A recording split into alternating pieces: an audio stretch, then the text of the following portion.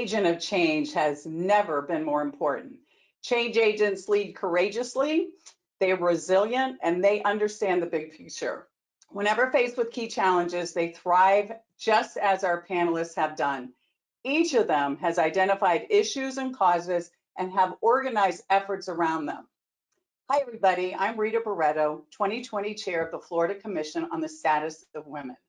And on behalf of the whole commission, I am delighted to honor and introduce to you three amazing change agents here in the state of Florida. They are Samantha Vance, Ashley Brundage, and Kelly Otte. Now, after a brief introduction, each panelist is going to share a summary addressing an issue that they have totally taken on and run with. After that, we'll have a Q&A, and at the end, we'll kind of round it all up. So let me just tell you a little bit more about our first person, Samantha Vance.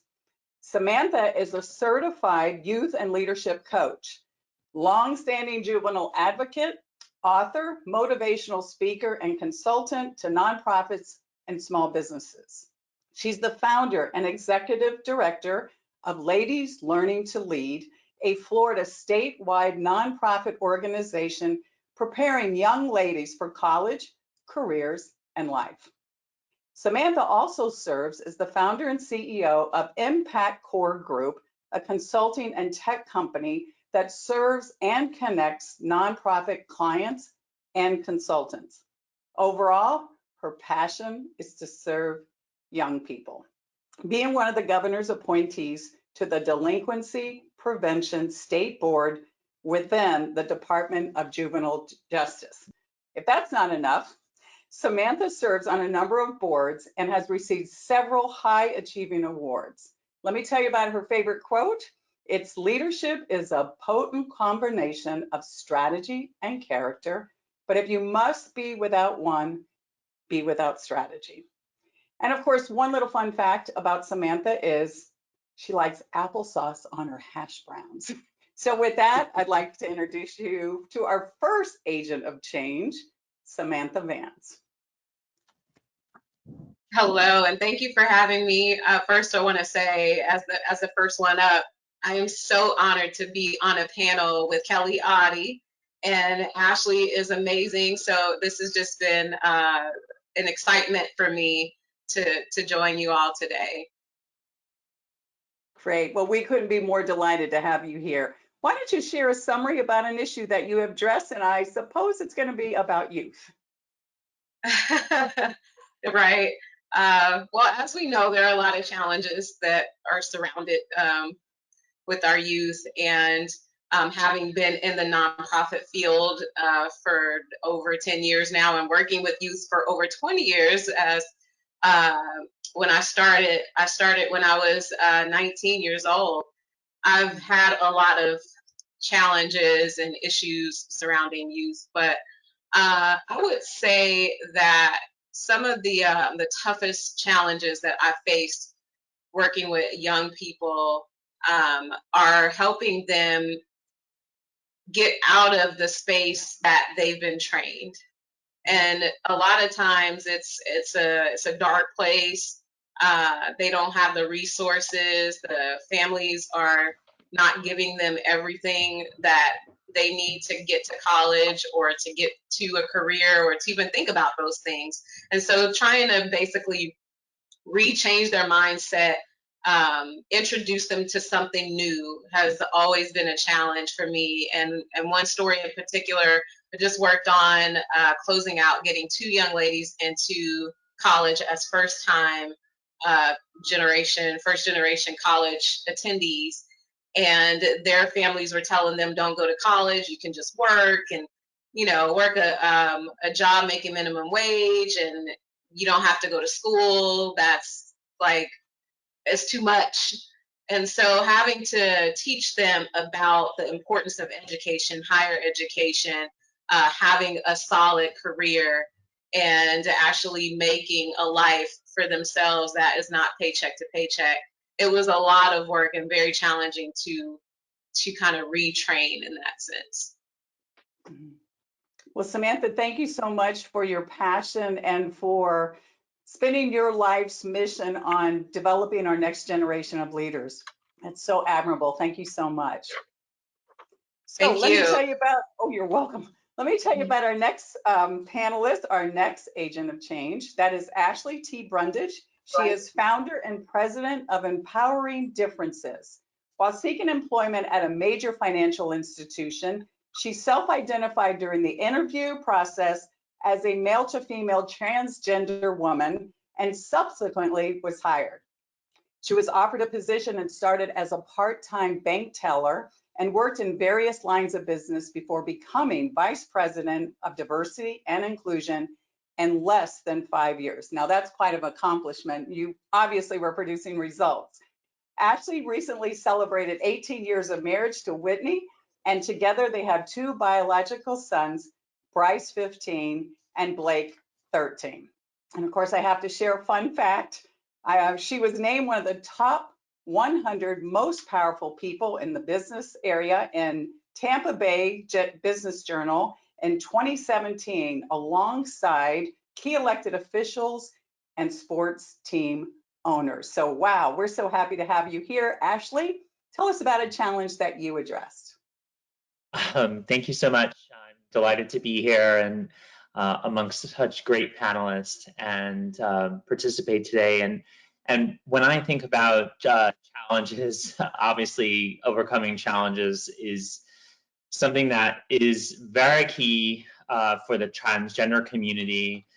And as we face many challenges on discrimination in healthcare, employment, we have 40% unemployment and 40% underemployment, and that was before the pandemic. So there's no data yet on how our community is being adversely affected, given everything that's been going on from 2020.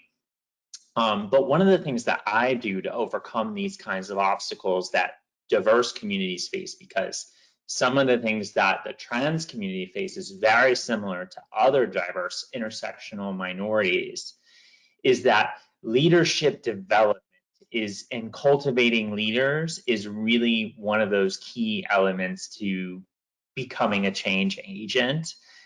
It's one of the elements that I really invested in growing my career so rapidly was that leadership development. So one of the things that I'm really excited about is the fact that my my new book that I just released really connects to leadership development. And so I've been donating actually the leadership development course element that comes with my book to all kinds of diverse intersectional minority groups who need it most.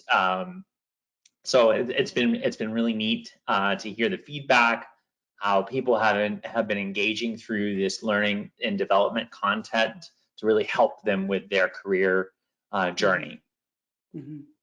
Thank you so much, Ashley, for being here and being the voice of the transgender community. I can't wait to ask you some questions. And our third panelist is Kelly Otte, founder and interim executive director of the Oasis Center for Women and Girls.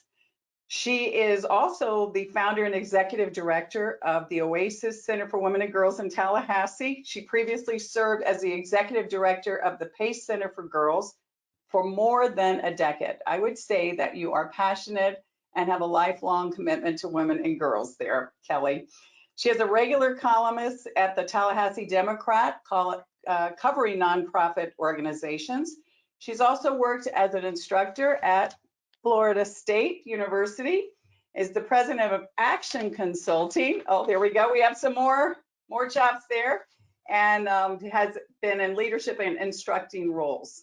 She earned her bachelor's degree in criminal justice and a master's degree in public administration from the University of North Florida.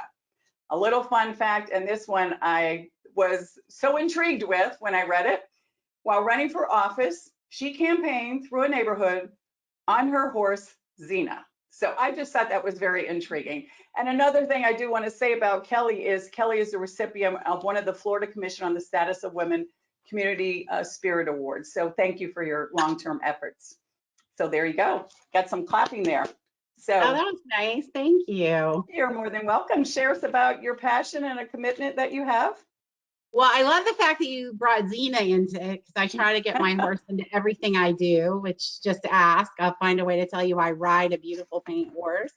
And we did horse parades. There were 5 horses and a whole bunch of trucks and people that would go through neighborhoods because it was the pandemic and we could knock on doors. So it was super fun. But I have worked in 4 domestic violence centers and 3 rape crisis programs and 3 women's centers across the country in my career. So I would really identify myself as a diehard activist for changing the condition of women and girls' lives.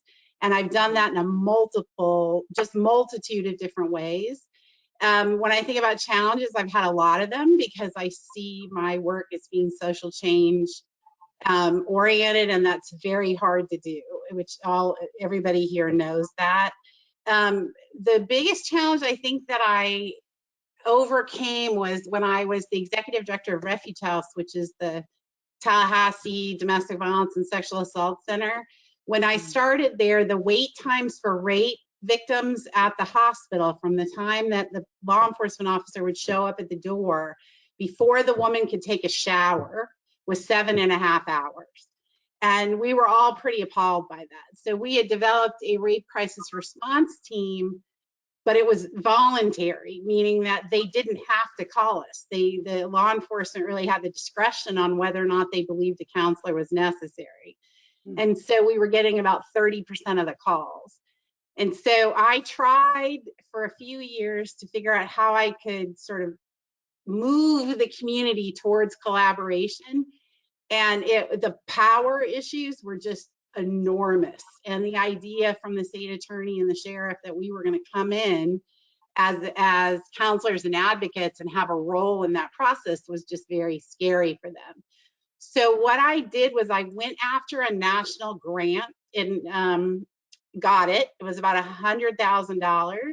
But in order to get the grant, I had to have a working agreement with every major player that had anything to do with sexual assault supporters in the community. And so how I decided to strategize to do that was by announcing that we had $150,000 available for changing the community's response to sexual assault, and that I was delighted that the other partners I knew were going to want to bring that money into Leon County. And so by the time I actually met with them, we'd had press around it. We'd gotten a lot of buzz. The last signature that I got was the state attorney, who was the one that was dragging his feet the most.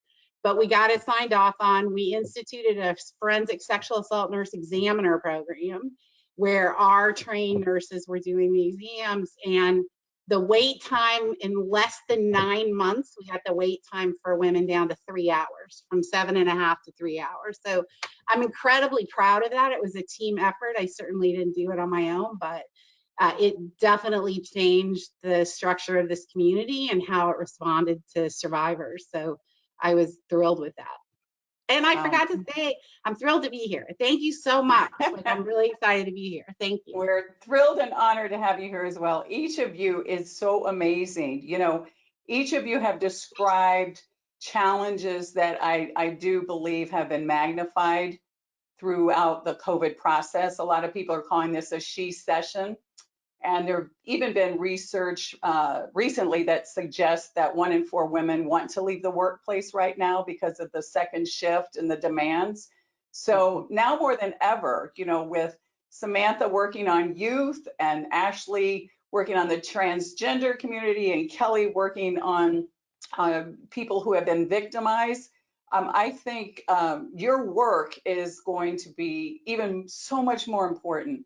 And I truly hope that we get more change agents that follow you and stand beside you and your efforts. And thank you so much on behalf of everybody in Florida for what you're doing. It's sincerely appreciated. And they always say when you're in leadership, it's lonely at the top. And as a change agent, I think it's pretty fair to say a lot of times it is lonely at the top. So with that, why don't I get asking questions? And of course, I'll start with Samantha.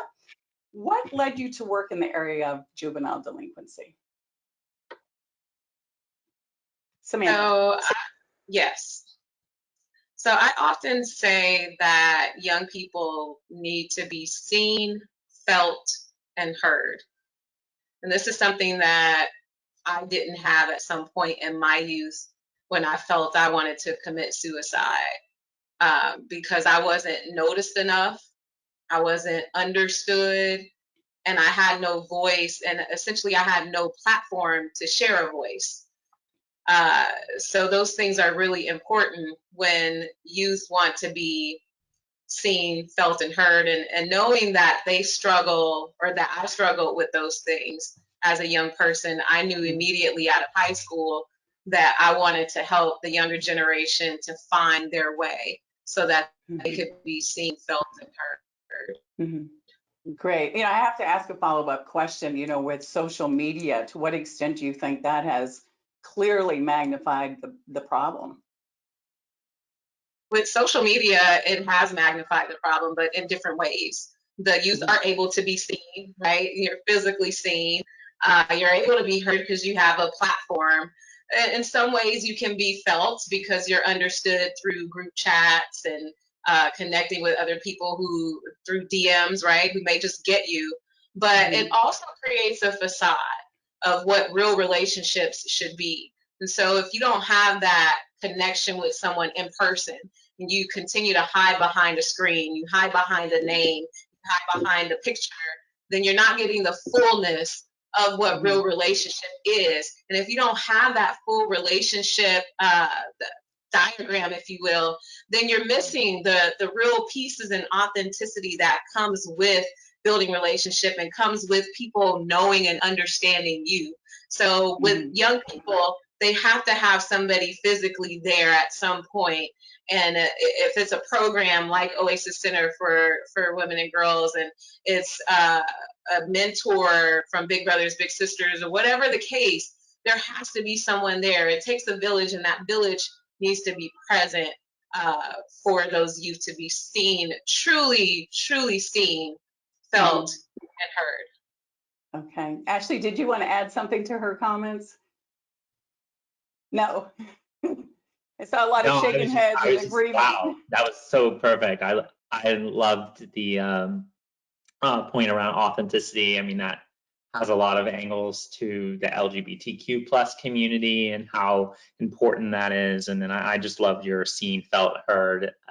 I see you, and I heard you, and I felt you. So I'm just saying that. That's awesome. Seen, felt, heard. We're going to remember that. Thank you so much. Ashley, let's go back to you. What are some of the biggest challenges faced by transgender individuals? So I mentioned obviously the employment space in my opening comments, and but honestly, really, it's just that fear of the unknown that lives in this world. I know when I think about back in 2000, after the 2008 housing crisis, I was a victim, and I lost my house, and with 4 mouths to feed, was homeless. And for me, I wanted to re-enter the workforce, but I constantly fell into this domino of problems with trying to get past that first interview and be able to have a conversation with the hiring manager or human resources professionals. And I had to almost like bring some education to that conversation, which honestly, I shouldn't have had to own the burden of that. And individuals who are from the LGBTQ plus community shouldn't have to hold the burden to educate others.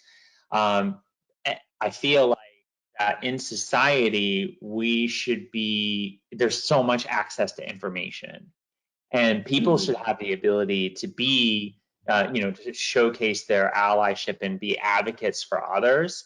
By taking that time to really go and research some information. So like I serve on the National Board of Directors for GLAAD, and we work to amplify LGBTQ voices globally.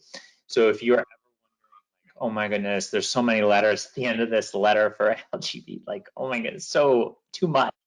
If that's in your space and you're wondering, like, how can I be a better ally or advocate, like, you can go to www.glad.org and you can access so many tools, resources, and terminology because for me in that job interview, like, because this whole getting employed is going to be, it's the current economic crisis that we're going to be facing in 2021 and 2022 and beyond. So I had to bring that education. I had to talk about how I survived being homeless, with 4 mouths to feed. I had to bring the inspiration, but I really didn't get to the conversations around real, true job offers until I started leading with empowerment. And really leading with empowerment is when you bring financial data to the conversation. You can talk about education, you can share an inspirational journey or story about what you've gone through, but you have to come with the numbers and the data and the dollars, because that's when real change will happen, is when you can have that conversation. And I can share that the LGBTQ plus business community, it stands for $1.7 trillion. Just the businesses alone, $1.7 trillion to the United States economy. That would be the 10th largest economy in the world on its own.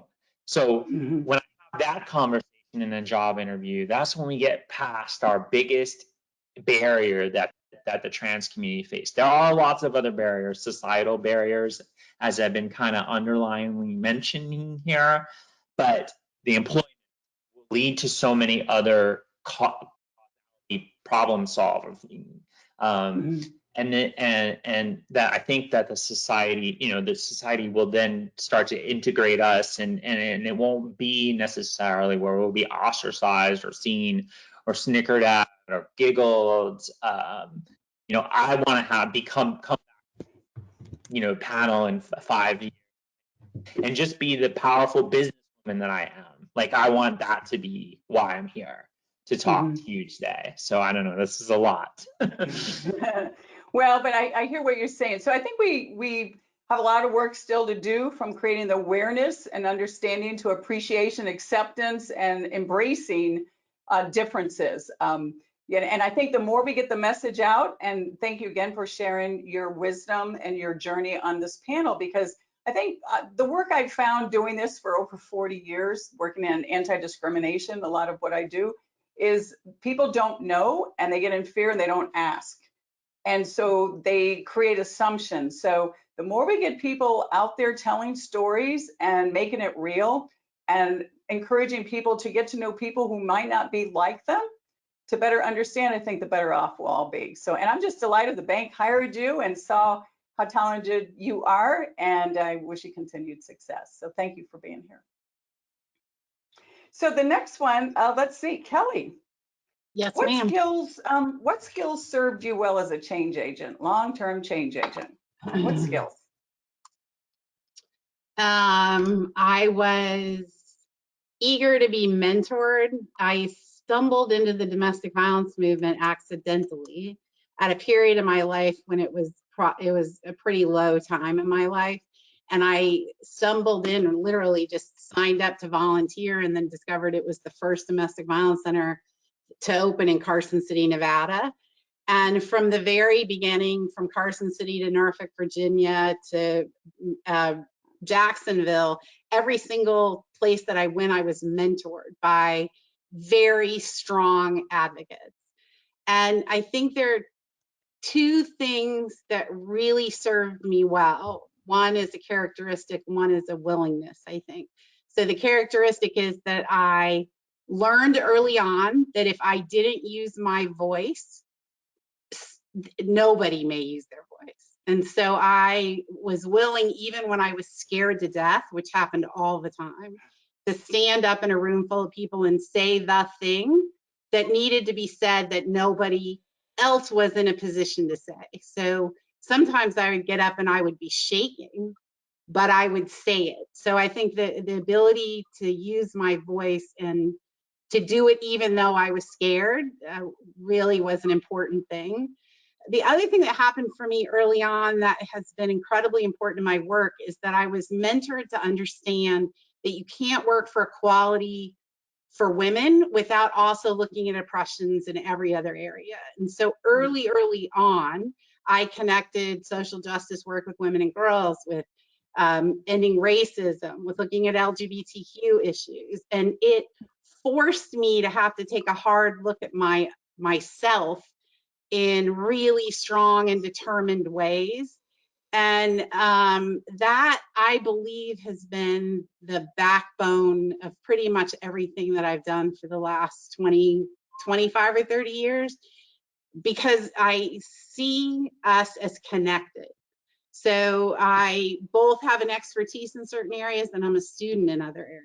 I work on cultural competency, but I'm on the scale of cultural competency. I'm not really sure I'll ever achieve it. I'm just always a student. So I think that sort of combination of teaching and learning constantly has kept me excited, enthusiastic. Everything is diverse in my life, meaning that I can go in and out of different rooms and spaces. Like right now, I work in a women's center. I am on the board of a human trafficking organization. I write a column for nonprofits. And then I'm also working as a pro bono consulting to the local LGBTQ community center that's opening here. And so I get to have my feet in all different kinds of places. And I think it's served me really, really, really well to both be humble as a student and to be bold as a leader at the same time. What you said is so powerful. I think, you know, having a mentor, and it sounds like whomever mentored you or your mentors were extremely bright and visionary and so inclusive. So that's wonderful. But also the fact that you said you're still a student.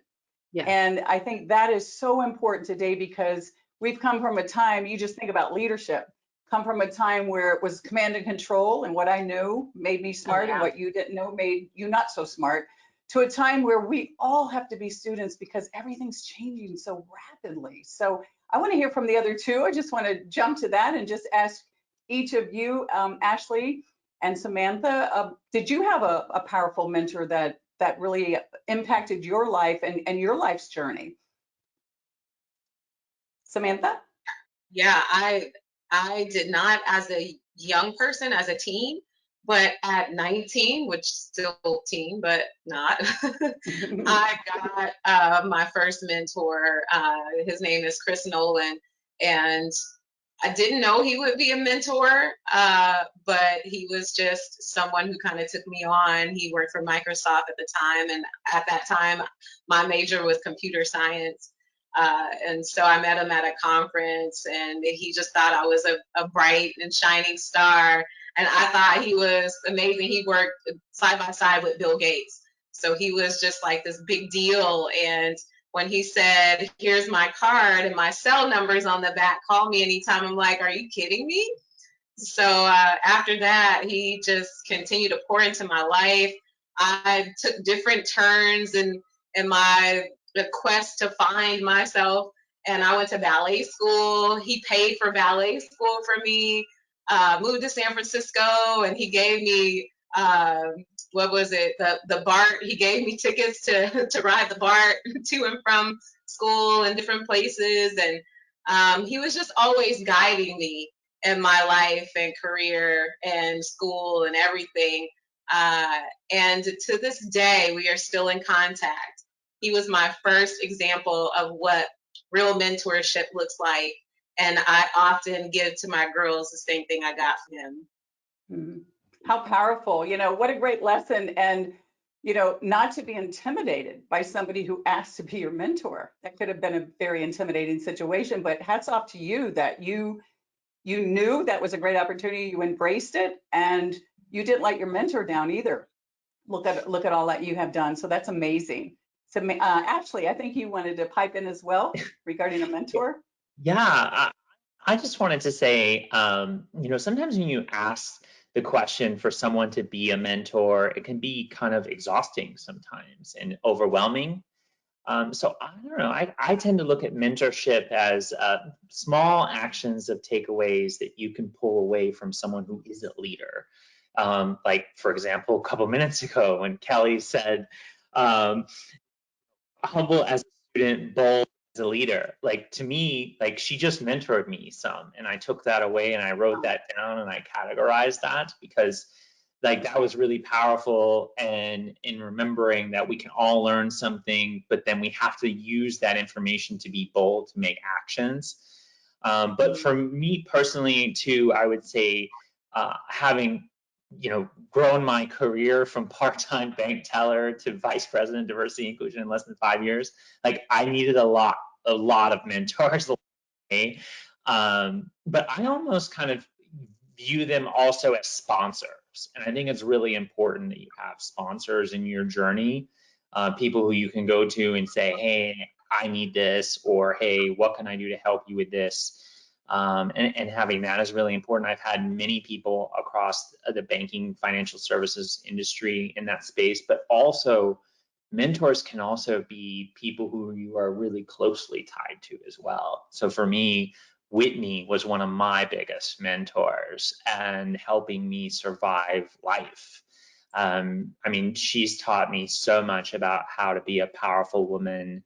I can never thank her enough for everything that she's done to stand by and provide support, compassion, trust, understanding. All of those things lends to mentorship and leadership. Mm-hmm. So it's a great hot tip for our listeners to make sure you get a mentor, a trusted advisor who has your success as their 100% motivation, somebody that you can really speak to openly and honestly, and who will really give that advice so that you can continue to be successful. So very, very powerful. And all of you shared great stories, and I suspect you are all mentoring others as well, because you found how powerful it was for you. So that's a great thing. Let's see, let's talk then about, Samantha, what are the key challenges faced by youth? So having worked with youth, like I mentioned earlier, for over 20 years, I see the same things now that I saw back then. I would say there are 3 things that I've identified and studies show that are major challenges for young people. One is the struggle with mental health, and we see that really across the board, especially since COVID. But essentially resiliency, and mental health is getting rebranded in that way, because we see a struggle with suicide due to loss of hope because of inability to mentally cope, and just the skills to have that inside of you to keep going, that unction to get up and press through, and to tap into those things that you mentally need to get through whatever challenge you may be facing, instead of deciding to end your life, or deciding to commit a crime or be violent towards someone, just acting those things out. 2, I would say communication. Youth don't always know how to convey their feelings, and when you don't know how to do that, you don't get the help you need. We see that a lot with my parents, are always saying my teen is just not talking to us. They're not saying anything, but then we see them doing this, they're on the phones, they're in the DMs, but they're not talking to their parents. And even the communication that they have with their friends is not that authentic communication sometimes that they need to have, where you go deeper, some of the things that you get in counseling, and that you could get from parents. And that's why mentors are so important. And then 3rd, I would say the lack of support, which is why a lot of us are here today involved in the programs that we are, because those programs provide the support that young people need. We have the programs established across the world, really, so that young people can have that support. They don't have good examples or enough good examples in their lives, or mentors, like we talked about, to help them feel accepted and to guide them. Like, even with parents who are very present, young people often feel that parents are obligated to accept them and believe in them. So it's like, oh, my dad has to tell me that I'm great and that I'm smart and that I'm beautiful. They need people, and I've actually said that to my dad recently. Like, Dad, you're supposed to tell me that. You have to say those things. You know, my mom is the same way. So it's like, and I literally said, sometimes I don't listen to you because I know you have to say these things. And I'm 40. So when you think about young people, they need someone else who is obligated to them to show them their value. Yeah, I think every touch point is so important today, right? Whether it's a teacher, a neighbor, somebody at the local store, how all those actions really impact people, you know, and we have all this technology to connect us, but yet we're so disconnected at times. So thank you for sharing that. Ashley, what can organizations do to become change agents and create workplaces that would support trans employees? Hire What them. messages do you have? Yeah, hire them, definitely number one. And honestly, I think that there's this misconception that they're going to be a burden on their healthcare, which is totally not true. But then there's also this that it's going to be a distraction for our other employees, which you can access. There's thousands of surveys around how much more productive, authentic employees are. So really, it's about getting past the misnomers is step one, and then I think that some things that you could look at to making your organization more inclusive in its nature might center around how you navigate pronouns.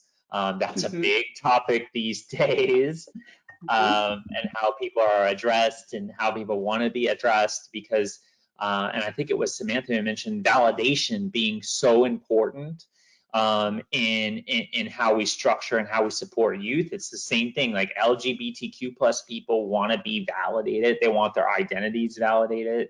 So, so just realize that there are 18 states plus the District of Columbia that recognize third gender as an option on birth certificates or identification cards.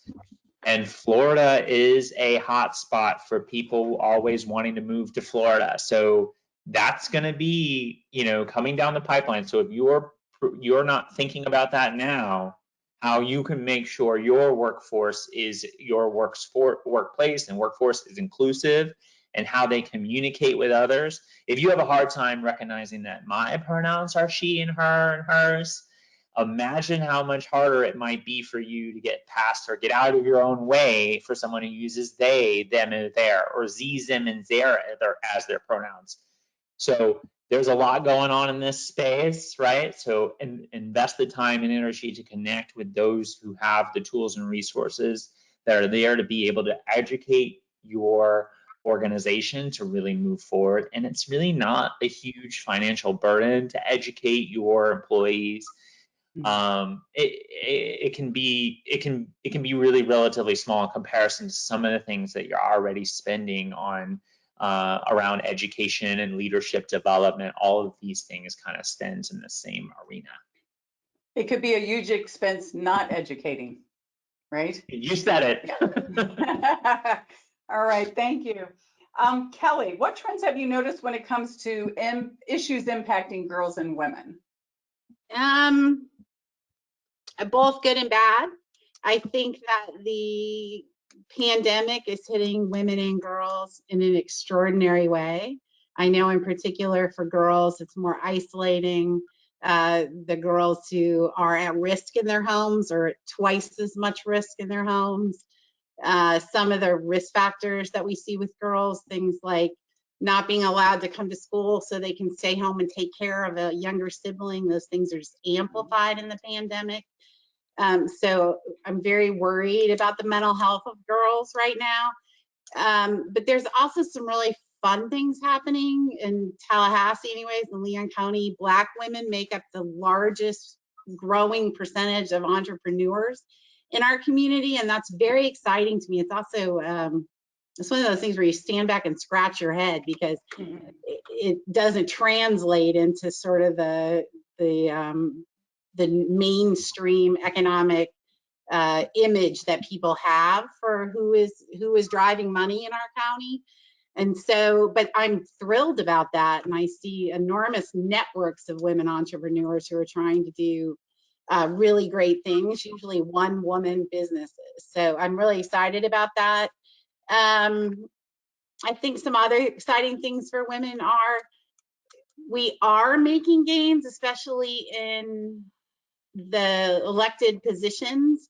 It's still not enough, but we obviously are making gains. I think one of the really interesting things about being a social change agent is you have to live in the moment and be frustrated by the lack of, the need for, the want to. You have to be willing to do that, but you also have to be willing to stand in the moment and look backwards so that you can actually measure change, because it's like it's so slow moving that if you don't look backwards and measure it, then you run the risk of not being able to see how things have evolved. But you also have to be willing to sit here and say it's not enough. Like, I just did a column for the local paper on women's history and started listing all of the women have never been. Women have never been the superintendent. They've never been the state attorney. They've never been the sheriff or the chief of police, like listing all of those things. And I think I feel about those things as impatiently patient, meaning it needs to happen. But I also recognize that it happens over time and relatively slowly. So I think I veered off your question, but the trends that I see for women are both and girls are both positive and scary. Well, you have to share that article. That sounds really interesting. And I would think that would open a lot of eyes when it's published. So thank you for doing that. Yeah, of course. So let's see. Samantha, how can our listeners get involved in helping youth, both individuals and corporations? What are some practical things that they can do? There's a lot to be done out there, that's for sure. So for people to get involved is critical. I serve on a number of boards, and the executive director of Ladies Learning to Lead. We're always looking for mentors, volunteers, supporters. I'm also on the board for AMI Kids Tallahassee, and that is actually a national organization that is amazing. Serving young people to help them go from a troubled past to a successful, promising future. They are always we are always in need of volunteer supporters on an individual level and corporate, of course. There are donations that are needed to keep operations afloat. And also corporations, I think, sometimes miss the opportunity to donate their staff, donating staff to be mentors, to be volunteers. And you see corporations that will gather and volunteer for different things.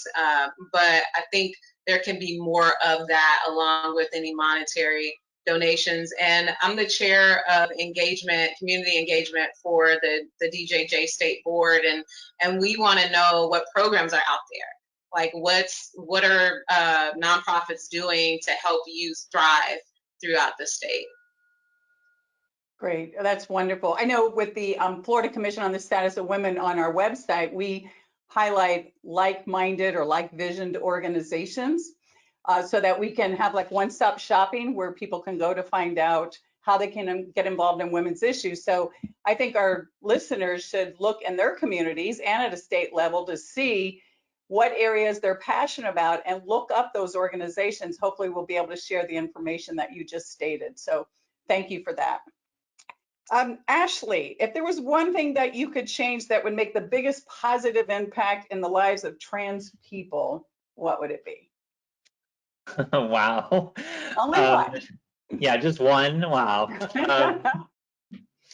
Well, I think that what Kelly was mentioning around the the glass ceilings. It would be nice to have some of those glass ceilings lifted, not just for women, but also for trans women, because in a lot of ways, society views us in so many negative lights. It's like growing up, and I say growing up like lightly, in the fact that started my transition when I was 28.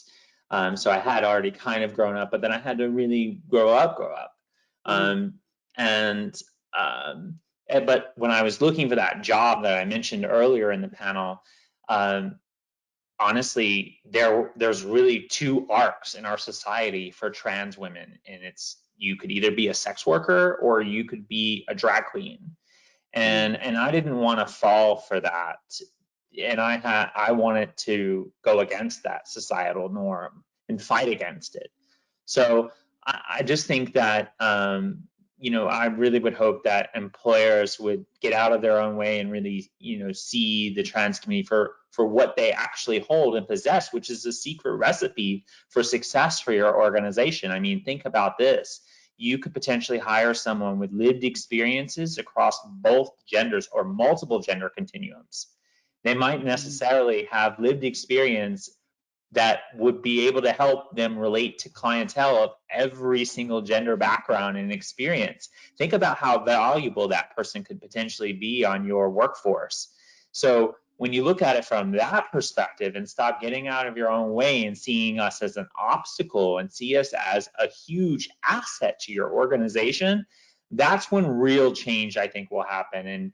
And honestly, and while we're on that front and talking about real change on things I would love to see, I'll also add that trans women of color face so many more societal issues because of this. They're not only fighting the trans culture fight, they're also fighting racism. And so fighting those things at the same time is a recipe for disaster. And that's why so many trans women of color are targeted and murdered and killed at an alarming rate compared, especially in our state. We have some of the worst statistics for attacks against trans women of color here in Florida. So I think that anyone who's listening, if you have the opportunity to go back to your office and say, wow, we should host a recruiting event for trans people, contact Kelly, contact the other LGBT centers that are out there, because there's one virtually in every major city for certain. But even in the smaller cities, the other cities will support you, and they'll host a career fair. And plus, with it being virtual right now, they can totally do that. And they are there. They are ready to enter your workforce. They're going to have a chip on their shoulder, just like I did. How was I able to go from part-time bank teller to VP of diversity and inclusion? Is because I had that chip on my shoulder. And you made it happen. So I think the key message here is making sure companies create the awareness, understanding, and appreciation of differences, and also never ever forget when it comes to selecting talent, it's job-related criteria. It's not anything related to qualifications that have nothing to do with the job. It has to be job-related criteria. So hopefully we can encourage our listeners to make sure they do that and be the voice in their organizations if they feel that that's not happening. So thank you. And I have another question for Kelly. What's your vision for girls and women? Equity. I have Equity. two things that I'm really passionate about. Is I'd like for women to have equal access to capital, so that the great ideas that we have and the vision that we have for the future can be funded. And I think we're fighting for table scraps all the time. The other thing is that I'm very passionate about creating relationships and bridges between women of color and white women, because I think that we're so splintered. Women just are not women, right? Where white women in particular really have to come to terms. It's so funny because I was on a panel yesterday and they were showing pictures from women's history. They went back and showed pictures. Well, there was a group of white women suffragettes. There was a group of Black women civil rights workers. Every time they put up a picture, we were standing alone with our groups. And so that lays square sort of at the feet of the early women's movement. It was dominated by white women who didn't want to take on the issue of racism in order to be in collaboration and cooperation with Black women in particular, or Hispanic women. And so I want to see those gaps and those distances and that bridge built. I want the bridge to be built. And so I think women will be a lot more powerful when we're working sort of together to get to the future. So that and capital. Mhm. I love the way you said that. And it really is all about building bridges, isn't it? And each and every one of you described how you are uniquely doing that and how you're passionate about doing that. And what struck me too is it's not a one-dimensional. Yeah. Each of you is really focused on a broader picture of what's impacting women and the diversity of women. So I think that's really, really powerful. Thank you so much. So I have one more question I have to ask you to answer before we finish today. And that is, if you had to choose one characteristic that served you well as a change agent, so we can inspire our listeners, what would that be? Samantha, how about you? One word. One word is tenacity. Tenacity. Awesome. Ashley? My word would definitely be empowerment. And Empowerment. And Kelly? Courage. Courage. So tenacity, empowerment, and courage. I think our listeners will definitely agree that each of you emulates those three words and beyond. I can't thank you so much enough. I can't thank you enough on behalf of the Florida Commission on the Status for Women for what you're doing now, what you'll continue to do. We are inspired by you, and we can't wait to watch what you're going to continue to do. And we are there right with you. So thank you so much for being here today. Thank you. Yeah. thank you.